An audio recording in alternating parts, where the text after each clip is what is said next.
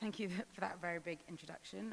Much appreciated, and thank you to the organizers for having us all here today. So we've heard about some innovative treatments in mood disorders. I want to talk to you today a little bit about technology that might help us. So as James said, I work at the Maudsley and I work with the team at King's, and I'm interested in everything to do with technology. So I also work at the Gaming Addiction Clinic, which is the NHS's only kind of gaming disorder clinic in the UK. Here are some of my disclosures, but as James said, that I co-chair the Royal College of Psychiatrists Digital Special Interest Group. And this is a group that we're trying to build a community of interested psychiatrists and also the wider public to come together and bring together any research happening in the digital space, provide educational opportunities, think about technology in practice, and this is also open to people across seas, so please do check out our website. So what I want to cover today is thinking a little bit about what is digital, touch on telepsychiatry, and then we're going to think about the landscape of digital technologies, delving a little bit deeper into digital phenotyping and artificial intelligence, and then think about mobile health apps and e-prescribing as something that might help us when managing mood disorder. So I guess one of the first things to think about is, what does digital actually mean? So I'd say digital's now become quite an omnipresent term, but it's really quite vague. So for me, and in the realm of psychiatry, this can mean anything from seeing our patients online, that lots of us are doing now, to maybe actually providing interventions in virtual reality. But I do think it's really important that we increase our knowledge in this digital space, because I think whether we like it or not, digital is here and it's coming more and more, and it's not going anywhere. So there's lots of potential gains for clinicians and our populations to optimize what we do through digital technology. And I'd say most of us use technology in some way to deliver the care that we do at the moment, whether that's digital health records or seeing people online, like I was saying. So I think it's important in this kind of rapidly evolving digital culture that we know more about it so that we can deliver safe and efficient care. So I think a lot of us will be familiar with moving online and the rapid digitization of services during COVID-19. Hopefully some of your consultations go better than this stock image I found online. And I think we're becoming familiar with the pros and cons of this medium. So there's lots of high patient acceptability, I would say. It's thought of as cost effective to the trust that we work for. Those who don't like coming to hospital might have reduced anxiety, but I also think we need to keep in mind digital inclusion. Not everybody has the technology, not everybody has access to data and Wi-Fi, or even the skills to be able to use technology this way. And there's lots of ongoing concerns as we work from home around privacy, data, and providing confidential spaces to patients who are seeing us from their homes. And also this sort of thing we hear in the media about Zoom fatigue. So this is me in the pandemic after doing a clinic all day from my bedroom and not wanting to be online anymore. Technology is also helpful for scalability. So again, this is something we were doing during the pandemic, where we were live streaming a psychoeducation group for our bipolar service called Optima. So this enables people who would have had to come before face-to-face, actually to open up that education across London, although really it was across our trust, but that's still quite a big space of ground to cover. And then what I want to think about a little bit more is the different advancements that might be coming beyond that technology that we might already be comfortable with. So I'm going to cover these fairly briefly. But as I only have 20 minutes, I'm not going to go in big detail to lots of them. So I think most of us here are probably on some form of social media, and if you're not, I'm very jealous. I like to keep a critical view when I'm thinking about these things, so I'd say that not all technology is necessarily wholly good or wholly bad. So for example, in the UK, we now have the Online Safety Bill that I think is still being passed, where platforms will have a duty to protect young people from harmful materials such as self-harm or eating disorder content online.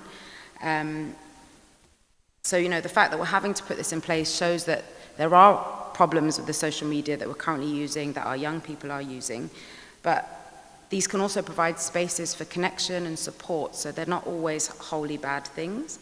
If we move this way around and think about artificial intelligence, I'll touch on this in a moment, but this is technology that's helping research, it's helping build prediction models that can hopefully help prevention or even diagnosis in the future, and we're using it actually at the moment. Again, coming around to virtual reality and augmented reality, this is technology that, despite being around for over 15 years, is now becoming more accessible. The technology is becoming cheaper and easier to use. We're seeing VR being used to detect cognitive impairments earlier than our standardized tests. Certainly at the Maudsley, we're using VR for simulation training for those in psychiatry to kind of recreate difficult scenarios with patients, or seclusion reviews, for example. And we're also seeing VR being used as specific interventions. So because virtual reality can recreate a 3D space and you can interact with it in a very lifelike way, but kind of a safe way. For example, this is being used in things like specific phobias, where we could put you, kind of recreate you being at a height, for example, if you're afraid of heights, or those who have difficulties with dirt, you can recreate a dirty room, but this is something where we can take you out of that environment quite safely. And some of the data is showing, some of the research is showing that it's as good as exposure therapy.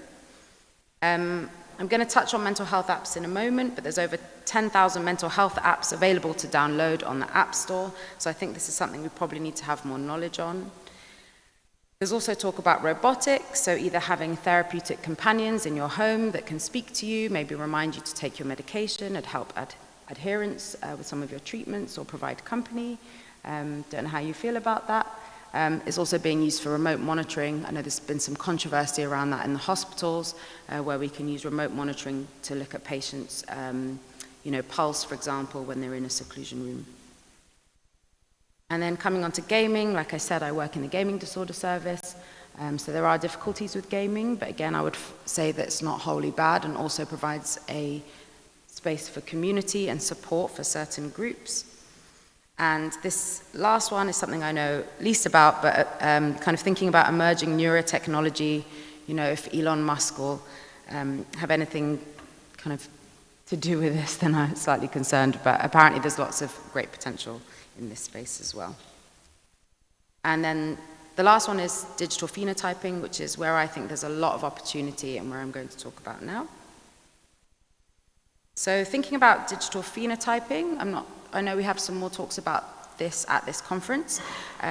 So for those who aren't as familiar with digital phenotyping, if we think about psychiatric diagnosis until this day, this is usually based on patients coming to us and maybe telling us what's gone on in their lives for the last few months, and having to think back and remember, or us seeing them in certain snapshots and having to make our diagnosis and our clinical plans based on that snapshot and that mental state that we're seeing in that moment.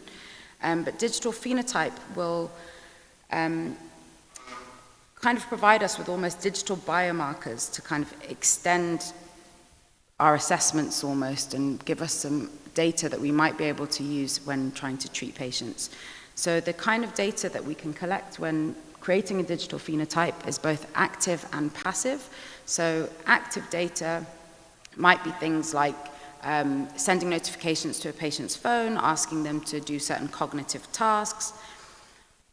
They might use something like, we have True Colors in the UK, which we're using in some of our studies, where they can rate their mood.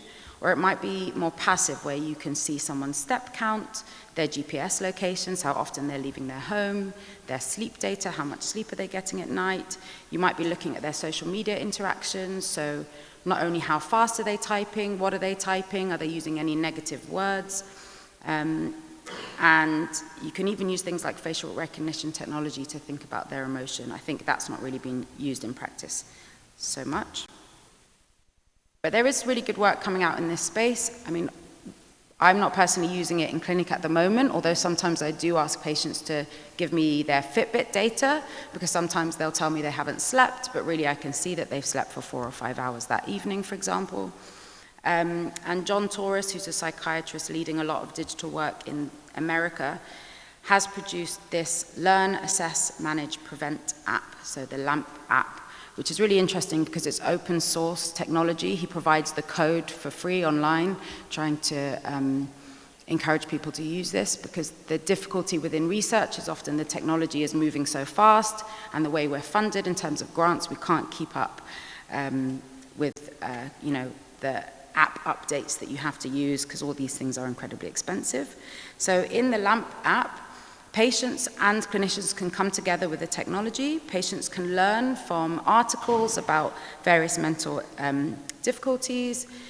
They can then assess, so they can do cognitive tests, for example, on there, or rate their mood. And they can also view their own results. And then there'll be this sort of clinician dashboard that both the patient and the clinician can see to help them either self-manage or for the clinicians to be able to see what's going on for the patient.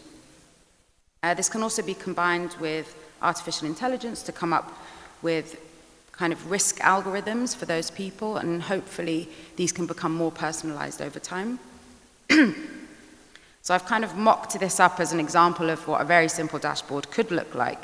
But it could be that in the future, when patients come to your clinic, you can look at some of their data that they were willing to give, and that's a very important thing, is thinking about what patients actually want to give you access to. And in a kind of systematic review of lots of this one I've posted at the bottom, looking at lots of articles that think about digital phenotyping. For example, if we look at depression, the main finding is a decrease in functional and biological parameters, so a decrease in activity, decrease in walking, decrease in the number of phone calls people make, SMS messages they send, and interestingly, even a decrease in temperature and heart rate variability. While in the manic phase, we see some people have a reverse phenomenon. I mean, obviously, this might sound a bit obvious, but they have increase in activities, maybe the numbers of calls they're making. And this is interesting because it could put in place something where we can treat people earlier or notice when people are becoming unwell. So, for example, if this was being picked up, it could ping something to their nurse or their doctor to say, maybe you need to review this patient because there's been a complete change in their activity. And like I said, the algorithms would need to improve over time to make sure that we're getting the context of why. Is it just that they've taken a new sort of exercise regime, or is it because they're actually becoming unwell? At King's, we do have a project called Rhapsody, which is just finishing up now. It's an observational longitudinal study where we're investigating the clinical feasibility of using AI-based deep audio and language processing techniques to diagnose neurological and psychiatric diseases. So again, with Rhapsody, we're trying to come up with speech and language-based profiling biomarkers, which will help in the early diagnosis of neuropsychiatric disorders. So in as short as I can, people will do certain voice-activated tasks. They might have to read a story, for example, on an app, and we're looking at the changes between different neuropsychiatric disorders to see if we can pick up early when this might be happening for people. Again, this is not something I know a lot about because I haven't seen a lot of research using facial recognition technology. But what I do know is in about 2017 or 18, the social media app Snapchat filed a patent to help analyze people's selfies to score their emotions. So I'd like to think that maybe we could use this technology in research in a more beneficial way than letting the corporations use this technology to sell us more stuff when we're like in a sad mood or something like that. So if you know some good studies in this area, please send them my way. Just moving on to mental health apps. Like I said, there's about 10,000 mental health apps you can download on the App Store. This is a huge market, estimated about 928 million in 2020, and this is rising. So I think it's important for us to at least have some knowledge about this space, but it's hard to know where to start, and some patients are asking us for recommendations. These are very popular apps. So, for example, you might have heard of Headspace, which has 2 million paid members. This helps people do meditation, for example, and suggests that you'll have greater focus, better sleep, a healthier body, and happier mind. The difficulty with these apps is many of them are commercial but don't have any evidence base. So, for example, the app Lumosity had to pay a £2 million fine because it was saying that its brain training would actually help prevent early onset cognitive problems, which really wasn't founded in any evidence. And so in the UK certainly, and certainly in America, there's like FDA approvals you have to get if you want to register your app as a medical device.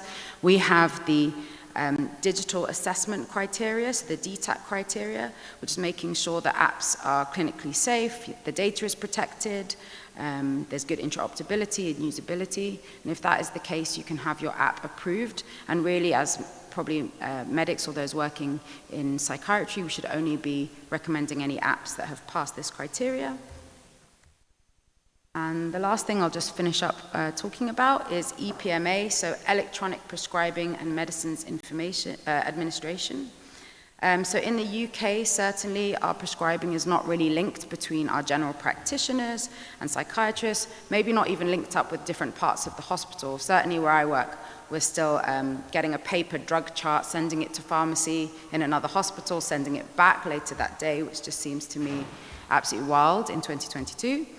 And if we look and take as example a study that our group did last year, looking at an examination of the care pathways in treatment-resistant depression as an example. In this study, it was found that 51% of patients had remained on an unsuccessful first and second antidepressant trial for over 16 weeks, and 27% of those stayed on unsuccessful medications for over a year. And if we're thinking that good care pathways are not being followed for patients that have depression, actually if we linked up e-prescribing, which would bring together different clinicians, so nurses, pharmacists, and doctors and patients would all have access to the same information online.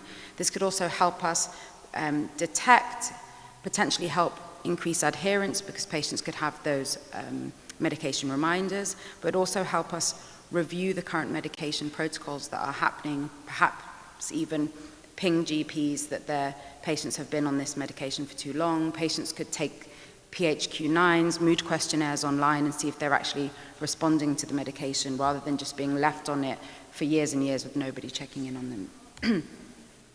So we've just published these two papers this month. One of them might actually just be coming out on digital literacy. So if you want to kind of read more about some of the areas I've touched on today, you can look at those. Maybe think about what you think the future of digital psychiatry is. Maybe we'll all be giving care in the metaverse one day, so this next iteration of the internet that's coming. Also, I really like this article I read in the BJ Psych Bulletin, where he's talking about what it would be like to be a psychiatrist in 2050 and thinking about how the algorithms are going to change our practice. But I'd say for me, I echo with Accenture's managing director. I mean, they are a forecasting company. For me, the next phase of healthcare's digital revolution will be built on data and devices with a shift towards health monitoring, early warning symptoms, and prevention rather than cure. So thank you very much, and please get in touch.